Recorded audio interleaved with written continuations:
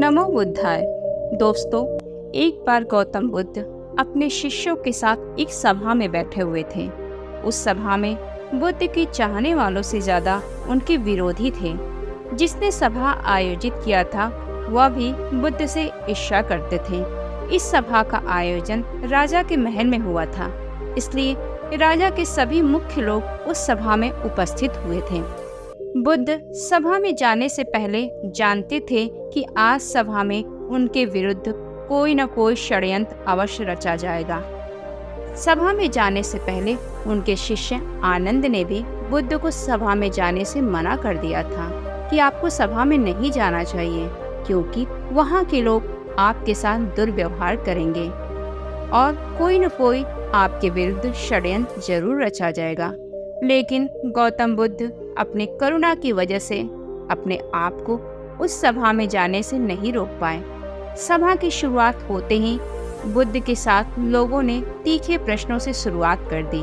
बुद्ध से ईर्ष्या करने वाले लोगों का यही प्रयास था कि बुद्ध से कुछ ऐसा प्रश्न पूछा जाए जिसका उत्तर वह न दे पाए, परंतु बुद्ध सभी के प्रश्नों का उत्तर बड़ी आसानी से दे देते थे। सभा में बैठे सभी लोग अपने अपने प्रश्न बुद्ध से पूछते और उन्हें अपने प्रश्नों के सही उत्तर मिल जाते।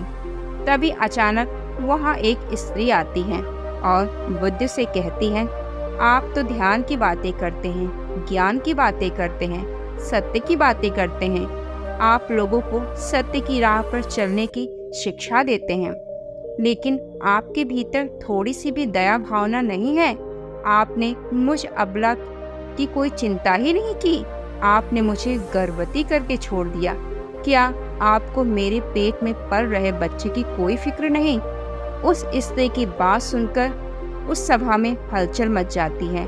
लोग एक दूसरे से बातें करने लगते हैं। सभा में बैठे हर एक व्यक्ति खड़ा होकर कहता है कि औरत के सुंदर के आगे बड़े बड़े ज्ञानी भी अपने घुटने टेक देते हैं, तो फिर बुद्ध क्या चीज है?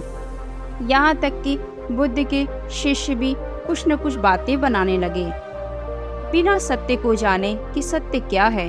सभी लोग अपने मन की भड़ास निकालने लगते हैं। तब राजा कहते हैं, बुद्ध, आप अपनी सफाई में क्या कहना चाहोगे? वह राजा भी बुद्ध से ईर्ष्या करता था। वह चाहता था कि कैसे भी हो बुद्ध बदनाम हो जाए। दोस्तों, यहाँ पर जरूरी बात आपको समझ में आ जाना चाहिए। उस घटना का बुद्ध पर कोई असर नहीं हुआ, ना ही लोगों के शब्दों का बुद्ध पर कोई असर था।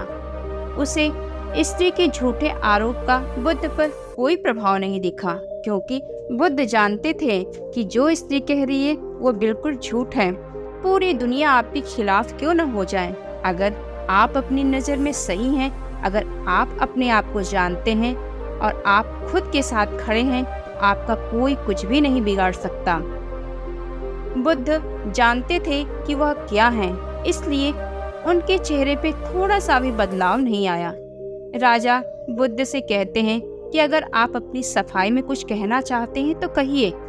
बुद्ध उस स्त्री से कहते हैं, पुत्री, इस पूरे ब्रह्मांड में केवल 2 लोग ही इस सत्य को जानते हैं, तुम सत्य कह रही हो या असत्य। इससे पहले बुद्ध कुछ कहते, वह स्त्री बुद्ध से अपनी नजरें चुराने लगती है, क्योंकि एक झूठ को छुपाने के लिए 1000 झूठ बोलने पड़ते हैं। सभा में एक व्यक्ति स्त्री को कहता है कि तुमने बहुत बड़ी बात कही, लेकिन अगर यह बात गलत साबित हुई तो तुम जानती हो कि तुम्हें क्या सजा दिया जाएगा। उस व्यक्ति की बात सुनकर स्त्री के हाथ पैर कांपने लगते हैं। वह तेजी से वहां से दौड़ने लगती है। तेजी से भागने के कारण उस स्त्री ने अपने पेट में जो भी गठरी बांध रखी थी वह जमीन पर गिर जाती है और सबके सामने सच्चाई आ जाती है। उस स्त्री ने अपने पेट में गठरी इस तरह बांध रखी थी जैसे लग रहा था कि वह स्त्री गर्भवती है। राजा ने उस स्त्री को बंदी बनाने का आदेश दे दिया। बुद्ध के कहने पर उस स्त्री को क्षमा कर दिया जाता है और वह स्त्री वहां से चली जाती है। दोस्तों, एक बात हमेशा याद रखिए, आपका धैर्य आपको अपने ही नज़रों में ऊंचा उठाता है। आपको सम्मानित करता है और आपको बड़ी से बड़ी समस्याओं से बचा सकता है। इस बात पर कोई फर्क नहीं पड़ता कि कितने लोग आपके खिलाफ हैं, फर्क इस बात से पड़ता है क्या आप खुद के साथ हैं। तो दोस्तों, उम्मीद करती हूँ कि आपको आज की हमारी गौतम बुद्ध की कहानी जरूर पसंद आई होगी और उसे अपने जीवन में अमल जरूर करेंगे।